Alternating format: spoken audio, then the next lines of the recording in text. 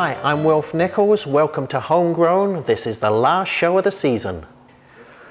Gord Kennedy, the General Manager, will show us an incredible assortment of bulbs available to the gardening consumer.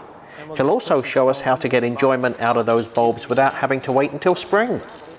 Dr. Peggy Dixon is back and she'll talk about the hunting wasp, an insect that can have an effect on your garden even in early fall. Debbie Preston and Tim Murray continue their harvesting, and Tim shows off a fine crop of Swiss chard, beet and squash. We'll be right back after these short messages. Stay tuned.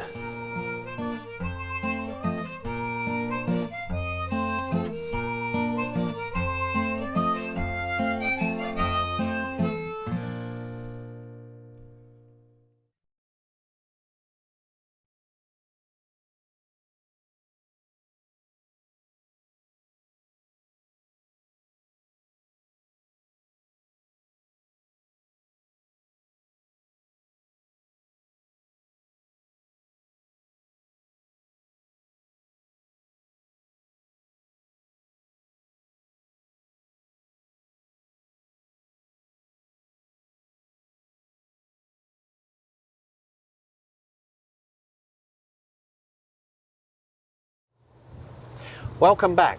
I'm right here in St. John's at Holland Nurseries and with Gord Kennedy, and you're General Manager. That's right. Well, yeah, that's right. Well, it's a beautiful day here, and tell us about Holland Nurseries because, well, we're right in St. John's. Well, we're now in the middle. We are now in the middle, and one time we were on the outskirts, but the city is growing basically around us. So you're right on the outskirts. We're on the outskirts. We Right. were Metro St. John's, and now we're the city of St. John's. We've been around since 1949, and it's been growing ever since. So this has got to be the oldest nursery garden centre in the province. Yes, I think so. Yes. Yeah. So tell us about it. Obviously, we've got a lot of shrubs and perennials here. Do you do annuals and stuff? Okay, we carry a large selection of rhododendrons, broadleaf evergreens, shrubs from 1 foot to 6 foot and up. We carry a lot of annuals, perennials, and we lay out the garden that you can pretty well shop with the rock garden perennials in one section all the way up to the tall ones in the further section. So it's pretty user-friendly. Right. And you're one of the few places here that are open year-round. We're pretty well open every day of the year. I would willing to bet we're open about 360 days a year. Yes. Really? Yes. That's We're open 7 days a week.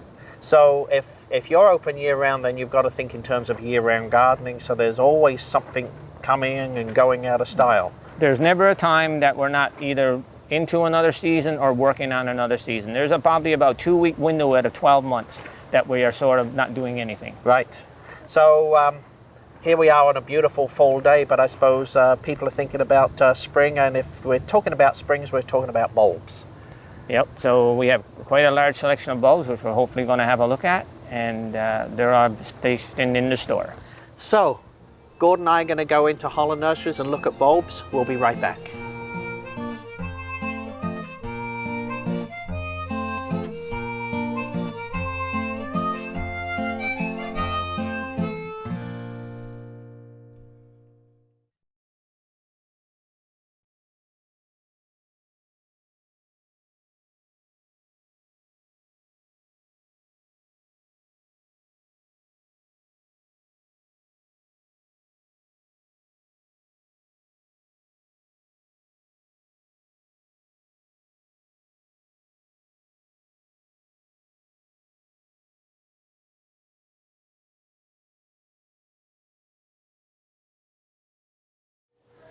Welcome back. I've got in my hand a wonderful tulip. It's a beautiful rose pink tulip, and the cultivar name is Gander. You can't get more homegrown than that. This is an amazing amount of bulbs you've got here. Gord, how many types you got here? Well, we have 72 varieties of tulips. We have quite a large selection of different types of daffodils, from daffodils that grow 4 inches up to daffodils that grow 16, 18 inches. Oh. Yeah, we have quite a selection. We try and buy as many varieties as we can. I'd like to go with so many different varieties instead of large amounts. Well, because there's early, there's mid-season, and there's late tulips. That's right. And early, mid-season, and late in Newfoundland changes every year. There's nothing concrete about it. Well, this is the only place I've ever lived where July is a very common time to see tulips. That's right. You'll have your late blooming in July if we have a bad spring like we had this year. And then daffodils, of course. Daffodils to me is springtime, and you've got a wonderful array of daffodils. Good old King Alfreds are such the big yellow ones, but there's so many others. Oh yeah, you have your double ones. Yeah, you can get tri-colored ones. You can get them with 3 to 4 blooms per stem. Yeah. Right. They're really, really nice. Like this bridal crown is absolutely gorgeous. Beautiful. It is. Beautiful. Yeah. Bulbs are really taking off. Are they? Yeah. But what I really like is when you see these bulbs that have been naturalized in a lawn, and that's usually done with things like scillas and crocus. Right. A good tip for doing that is just remove the sod and prepare the earth underneath the sod. Plant your 20 or your odd or your even numbers, whatever you like. Most people like to go with even numbers or odd. Plant them underneath the sod, put the sod back on. In the spring they'll come up. By the time that is your first mowing, the bulb will be mature enough that you can cut the foliage off and everything will be fine, and they'll just continue to multiply. So the secret is to leave them long enough that the foliage feeds the bulb. Right, that's all the case for all the tulips and daffodils. Deadhead them immediately after they're flowered. So that's leave the flower. foliage. That's Right. the flower top. Just the flower top comes off. The foliage has to stay on until it naturally dies off, and that pretty well guarantees you a nice bulb again the following year with a nice flower. Yeah, because it's sort of tempting, you know, you got your impatiens and all your bedding annuals you want to put out there, so you clear away all the bulb trash, but you really should leave it. Oh, indeed. So that's why if you have a place like that, it's better to go with the early if you have plans on planting impatiens or perennials in that place. But if you're going to go, you have a particular place that you can leave your bulbs and let them mature, and you can go with your lates because they won't be in the way of your planting, your spring planting. Well, the thing about bulbs is that, well, there's everything in here. There is the leaves are in here, the flowers are in here, everything this little plant needs to go from right the way through to flowering is right in here. So do you really have to feed these? No, actually you don't. If you're planting them in a pot for forcing, then you don't really need to. But outside, yes, you need to put some bone meal on it. Some people like to use blood meal because it doesn't seem to attract cats. Oh, right. And then there's also bulb booster, Right, which you definitely should feed them. And I suppose if you're expecting a good amount of growth the following year, and for perennial bulbs, you should probably give them a bit of food from year to year. Oh, for sure. Yeah. Every fall you should fertilize the bulbs Right. with a good feeding of bone meal. Great. Yeah. So, but we think about bulbs outside, but you can grow some bulbs inside. Oh, you can do a lot of the bulbs inside. Some are a little bit harder than others. You want to stick with the early bulbs, and you want to stick with short varieties so they don't stretch on you. But the preparation for them is quite simple. Anybody can do it. One of my favorites is hyacinths. Let's go down and have a look at these hyacinths. Wow, look at these. So hyacinths, these are really prepared for growing indoors. Yes, they've already gone through their chilling period, so they're ready to put in a pot. You're looking at anywhere from, say, 6 to 8 weeks to flowering. But all you need to do is you can put them in a pot with soil. They'll grow in a glass with water. No need to do any prepping, whereas the others need to be prepped. Okay, so what is this forcing business? What's all that about? Well, it's the chance to bring a little bit of spring into the house in January and February in the really, dull parts of winter. But these bulbs have been treated in order to They've been already force. pre-chilled. So they've been chilled. Right. Okay. And really, if you've got kids that want to grow a few things in the house, I mean, you can't get more simple than putting a hyacinth in. Well, there, we've just done it. All you need is, this is like a little hyacinth vase, but there's special hyacinth vases, aren't there? These long ones. And they've got this little neck in it so the bulb doesn't fall through. You fill it up with water, the roots go down into the water, and this thing will flower in, what do you say? I say it's probably 6 to 8 weeks, and it depends on how warm you keep it. At first, I wouldn't keep it really warm. You want some roots to grow because it's important when it starts to grow to be able to start picking up water. Right. But it will grow. They're pretty well guaranteed. Well, you can't get more simple than that. But one of the plants I love is not a hyacinth at all. It's another narcissus, and that's a paperwhite. They are gorgeous. Look at those. A really simple one to grow inside. Yeah. And that's been pre-treated, pre-chilled as well. Yeah. Ready to roll. Some people really like the scent of these. Some people find it a little too heavy. But another one, if I could suggest, is this one.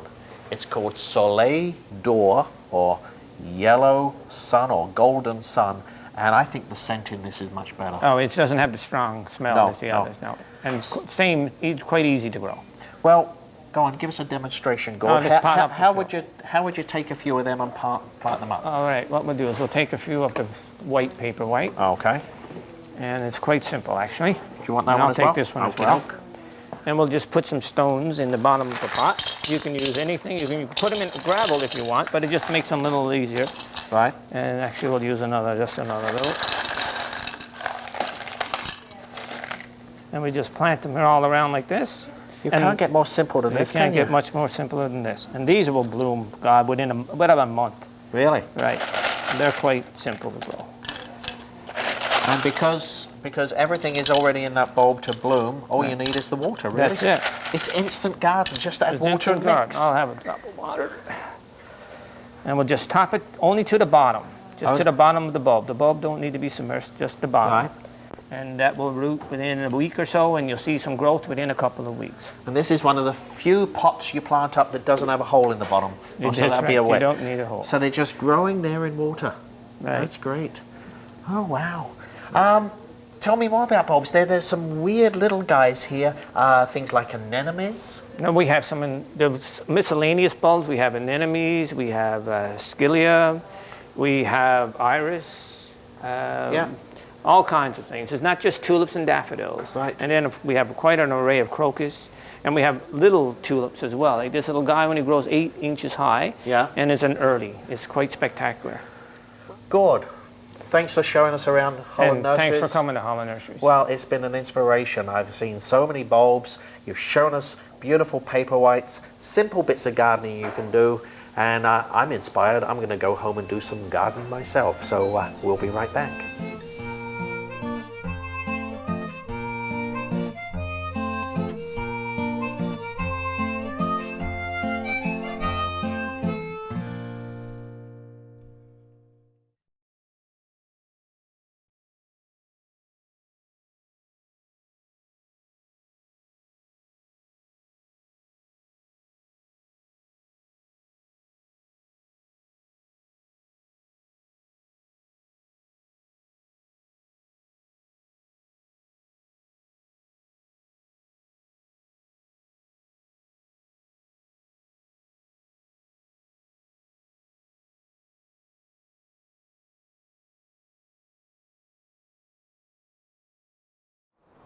In her last segment, Peggy Dixon is going to give us some information about an insect that can give us some concern even in the fall. Brenda Crotty is here with a question. A lot of bees and wasps around the garden this year. Are they good or bad for the flowers? Thanks for that question. There's actually 2 major groups of wasps in your garden. Now, the word wasp has kind of negative connotations. And if I said the word wasp to most of you, you'd think of things like yellow jackets and hornets, the stinging wasps. And while we do have stinging wasps in our garden, that's true. The vast majority of wasps are in the other group, and these are called parasitic wasps. They're called that because they're parasites of other insects. A lot of our pest species actually have wasps which kill them. There's wasps which kill aphids, earwigs, all different kinds of caterpillars and so on. These are definitely beneficial, and it'd be really worth your while to get to know them. But it's not a surprise that when we do think of wasps, we tend to think of the stinging wasps, because the parasitic wasps tend to be very nondescript. A lot of them are black or brown. They tend to be small. They tend to hide and they're shy. They fly away very easily, and they're easily overlooked. You can often see them sitting on flowers, and what they're doing then is taking nectar to help mature their eggs. Once their eggs are mature, then they'll fly around and lay those eggs in our pests, like our caterpillars and aphids and so on. There's one important thing to note about these wasps, however. When you do become familiar with them, you'll notice that a lot of the females, not all of them, but some of them, actually have what looks like a pretty ferocious looking stinger at the end. And a lot of people are afraid of that. But in fact, that's not a stinger at all. What they use that for is actually laying their eggs. They'll insert that, we call it an ovipositor, they'll insert that into the caterpillar or the aphid and inject the egg into the host that way. They don't sting at all. So please get to know them. They're totally beneficial in the garden. Overall, Tim Murray has done a fine job in the garden, but it's not been without a lot of hard work and a lot of great advice from his mentor, Debbie Preston. Let's go see the harvest. Hi, and welcome to the Vegetable Patch. We're here with Tim Murray, and we're going to do the final harvest for the season. What's new with you, Tim? Nothing's new. I guess we'll start with the harvest, and the Swiss chard. It's been one of the most successful crops that we've had all season, and I guess we'll harvest it first before the frost comes. Yeah, it's looking good and it's still nice and fresh. And yeah, you've had a really good success with it. I guess it didn't mind the drought too much. No, it was one of the most hardiest I found. Yeah, cool. I guess this one looks a good one to start. Yeah, it looks like a nice plant, nice and big. Lots of fresh greens. So you just blanch that and boil it with a little bit of water? Sure. Yeah. Yum. And what have you got up here? We have beets up here. I guess they weren't thinned out all too well, so we didn't have a real big yield, but there's a few good ones in here. Yes, yeah, it's still a bit crowded, but you got some nice sized ones. Oh yeah, that's had a little bit of root damage or rock damage. But it's not bad. So in terms of the tops, can we keep those for anything or salvage them, or can we just throw them into the compost? You could have some of them to boil with your greens, but you could put some of them in the compost. Certainly, you've got an awful lot of tops here. Yeah. I don't know how many people you're having over for dinner. Not as many as the tops. Cool. Now I see you've got some small beets here, but you can still make pickles with those. Okay. When you boil them and skin them. I mean, they're small, perfect. You don't have to slice them up. Something like that you'd have to slice Sure. for pickling. So your yield is down, but not bad. Okay. Still a good crop for pickles. I guess we'll check out the yellow zucchini, which wasn't too bad. Yeah. Some up here. So what have you got here? Well, here are the yellow zucchinis. They did all right. We didn't plant them till a bit later in the season, but they actually turned out quite well. Yes, yeah. You got a nice crop. So how are you going to cook these? Are you just going to stir fry them or blanch them? Not really sure. I guess it's all up to my mom at that point. You can take some of the small ones and make pickles and Sure, okay, yeah. stir fry some of the large ones. Perfect. Yeah, you have a really nice crop here. So that's great. You just pull them off. You don't need a knife. Yep. So once you've harvested everything, you're going to take the leaves and cut all that back and throw them in the compost pile. Okay. Chop it up with the mower or a tiller or something like that. Layer it with a bit of soil, a bit of newspaper, so you don't have all that green. Sure. And pile it up in the compost then for the winter. Okay. And then till the soil. Get rid of some of the weeds that are still remaining. Have it ready for the spring. Okay. Yeah. And you're ready to go then again, start your garden next spring. Yeah. Sounds good. So do you think you've had a successful year? Yeah, it's been a good year. I guess we had an all right season. There's been a few ups, a few downs. Yes. Learned a little bit? Yeah, I learned a lot actually. Yeah. So did I actually. It was great. It's good to get your hands into the dirt and Yeah, it's good. It's get some practical. yeah, Yeah. economic, but also a good hobby as well, I guess. Yeah. And I hope you at home learned something with us as well this season. We've learned about fertilizer, soils, drought problems, insect problems, all sorts of climate problems that we have in Newfoundland, and we've talked about some of the organic solutions that you can use. So we're hoping that you'll join us next time round and try out a garden yourself. Thank you very much. Well done, Debbie and Tim. The garden's looking great. Before we go, here's a little tip. It's end of the season, it's raining, you're out in the garden shoveling, you're tired, all you really want to do is come in and have a nice cup of tea. Well, if you're going to put the tools away for the winter, make sure you put them away clean. And it's a hard job, but you'll love yourself for it a little later. A spade like this can get really rusty if it's put away wet and covered in mud. Best thing you can do is clean it all off with a hard brush. You might even use a bucket of water and just get as much of that off as possible. And look, there's even rust starting now on that one. So clean up your tools and then get a cloth and some oil and then wipe down your spade and any other, your forks, your rakes, wipe it down with an oily cloth, and that tool will stay in great condition right the way through the winter time, and it will be pleasure to work with it come springtime. So take care of your tools and they'll love you for it. Well, I'd like to thank you for tuning in to our 13-week gardening show called Homegrown. We at Homegrown would like to thank all the people that kindly consented to appear in front of the camera. Pat Puddester of Bay Bulls. But that's its natural thing to do, so that will just die Pat back. Hewitt down in St. Shots. Do in the fall, you need to give it limestone and fertilizer. Tony O'Neill at Spaniards Bay. Advertising works up here. People go for them big time when they see that. Kevin Alexander and his sister-in-law Rosemary of Kippens. One of my best customers. Yeah, Well, I'm sort of a fall gardener myself. I prefer to have everything. It was great meeting Ed and Norma at Norma Ed Nursery in Hawke's Bay. Well, we started in November '94.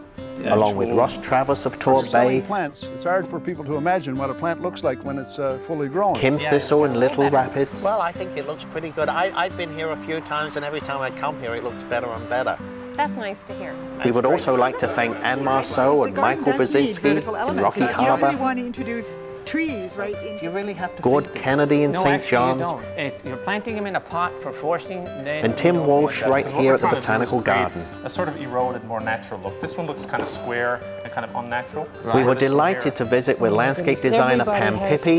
Different requirements for their garden. A lot of people don't know what they want. Dave Carew in Portugal Cove. Quarries all over the place. We have 5 different quarries on the island right now, from West Coast. Flower Ranger Steve Davis. Nice lot of foliage it is too. Yeah, well, I've started a framework here with various types of foliage. Yeah, got to see it. Wow. And a special thank you to Carmel Snyder of Cornerbrook House out on the West Coast. Okay.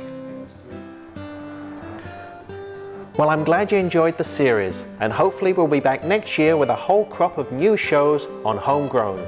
So bye for now.